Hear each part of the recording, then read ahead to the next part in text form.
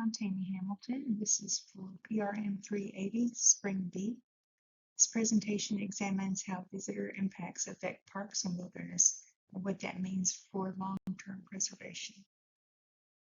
Visitor impacts refer to environmental damage caused by human activity. These impacts affect both ecosystems and the visitor experience.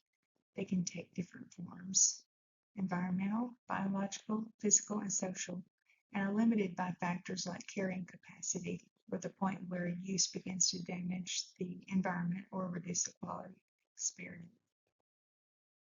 Impacts are increasing due to higher visitation, expanded access, and social media. Even something simple like sharing a photo like this one can influence others to visit the same places. This reflects what Nash calls the irony of success, where increased popularity leads to more environmental pressure. One specific example of environmental impact is rock stacking. It disrupts aquatic habitats by removing shelter and altering water flow. Species like the eastern hillbender salamander rely on stable rocks, so moving them can destroy critical habitat and damage the ecosystem. Physical impacts include damage to trails and infrastructure. In this example, a broken trail sign affects both navigation and safety. Off-trail movement also increases erosion and can damage sensitive plant species, which I've seen at Machine Falls in areas that we're trying to recover. Visitor behavior can also impact other people.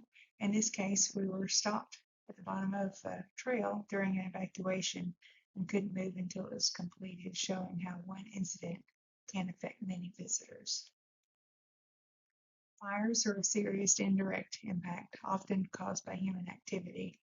In this situation, I was deep in the woods with no cell service and had to turn back to reach safety, showing how quickly these impacts can become dangerous and out of control. Abby described industrial tourism as the transformation of natural areas into crowded attractions. As shown here, construction and crowding both reduce both the natural landscape and the visitor experience on the Sky Bridge in Gatlinburg, Tennessee. These impacts can be reduced through simple behaviors like staying on durable surfaces, leaving what you find, and being considerate of others. Most impacts are not extreme, they're small actions that add up over time. Protecting these areas depends on both individual choices and how they are managed. Thank you so much for your time.